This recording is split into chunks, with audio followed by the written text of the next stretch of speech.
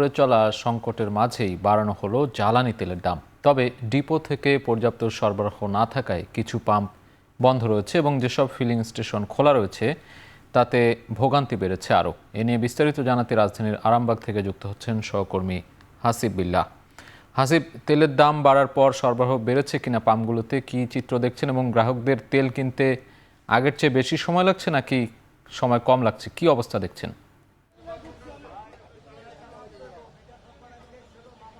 সাজিদ আরাফাত, মূলত যারা চালক রয়েছেন তারা বরাবরের মতোই অপেক্ষা করছেন। প্রতিদিনের মতোই আজও কিন্তু অপেক্ষার প্রহর কিন্তু বেড়েছে, বলছে মানে তেমন একটা কমেনি বললেই চলে।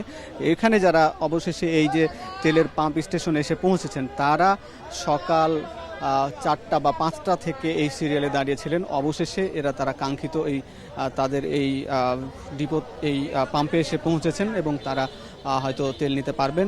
অন্যান্য দিনের যেহেতু আগে এখানে বা সব পাম্পে 500 টাকার তেল দেওয়া হতো, এখন 1000 টাকার তেল দেওয়া হচ্ছে। তবে তেলের যারা মালিক বা ম্যানেজার যারা রয়েছেন এই পাম্পের, তারা বলছিলেন যে অন্যান্য দিনের বা এর আগে যেরকম চাহিদা ছিল সেই চাহিদা অনুযায়ী কিন্তু তারা তেল পাননি, যে কারণেই যেসব অনেকে যারা সিরিয়ালে দাঁড়িয়ে রয়েছেন তারা কিন্তু সবাই তাদের কাঙ্ক্ষিত তেল পাবেন না এবং ফিরে যেতে হবে এরকম।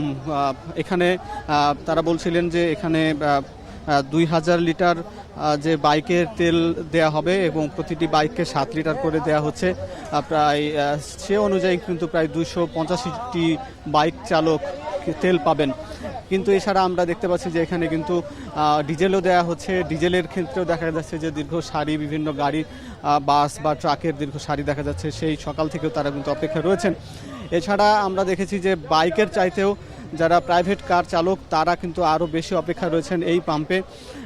এই মেসার্স এইচকে ফিলিং স্টেশনে আমরা দেখেছি যে এখানে ব্যক্তিগত গাড়ি এর চালকরা প্রায় 2 দিন ধরে অপেক্ষায় রয়েছেন, কিন্তু তারা তাদের কাঙ্ক্ষিত তেল পাচ্ছেন না। তবে সব মিলিয়ে যারা পাচ্ছেন, দাম বাড়লেও আসলে তাদের ভিতরে একটি ক্ষোভ রয়েছে যে এই 20 টাকা করে লিটারে যে দাম বাড়ানো হয়েছে এটি তাদের ভোগান্তি।